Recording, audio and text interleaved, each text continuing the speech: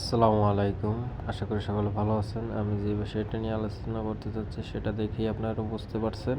বর্তমানে সব জায়গায় গ্যাসের সংকট দেখা দিয়েছে। সেই সুবাদে একটি তেলের চুলার ব্যবস্থা করা হয়েছে। যেহেতু পবিত্র মাহে রমজান চলতেছে, গ্যাসের সংকটের কারণে ঠিকমতো গ্যাসের কারণে ঠিকমতো পাক-শাক করা হচ্ছে না, করতে পারা যাচ্ছে না। সেই সুবাদে গ্যাসের বদলে এই তেলের চুলার ব্যবস্থা করা হয়েছে। দেখুন আপনারা আমরা এটি কিভাবে আমরা জ্বালাই এবং কীরকম জ্বলে, এবং এটি 1 লিটার তেলে কতদিন ব্যবহার করা যায় সেটাও দেখা যাবে।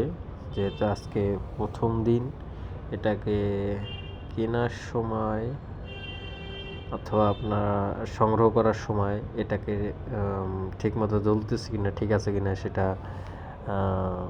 যাচাই বাছাই করে নিয়ে আসা হয়েছে। এখন আপনারা দেখবেন কিভাবে এটা জ্বালানো হয় এবং কীরকম জ্বলে। তাহলে দেখতে থাকুন আপনারা। আমি প্রথমে কি করতেছি আপনারা সকলে ধৈর্য সহকারে পুরো ভিডিওটি দেখতে থাকুন।